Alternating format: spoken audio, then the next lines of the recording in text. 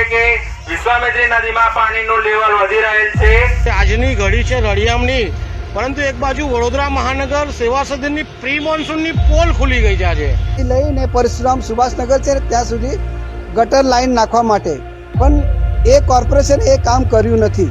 એના લીધે આજે આ પબ્લિકને ભોગવવાનો વારો આવી ગયો છે। સ્થિતિ મારી પાછળ આપ જોઈ શકો છો, આ ઝૂલતા પુલના દ્રશ્યો છે જ્યાં સંપૂર્ણપણે ફક્ત મકાનના છપરા જોવા મળી રહ્યા છે। સાથે જ પરશુરામ ભટ્ટા પાસે આવેલા નટરાજ ટાઉનશીપની અંદર પણ હવે ઘૂંટણ સમાન પાણી ભરાયા છે। व्यवस्था नहीं अभी तो,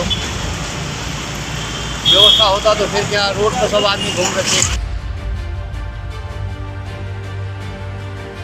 ઉપરીવાસમાં જે રીતે સદંતર વધારો થઈ રહ્યો છે, કારણ કે વિશ્વામિત્રીની સપાટી હાલ 29 ફૂટ જોવામાં આવી છે, જેના કારણે જે બ્રિજ છે તે પણ બંધ કરવામાં આવ્યા છે।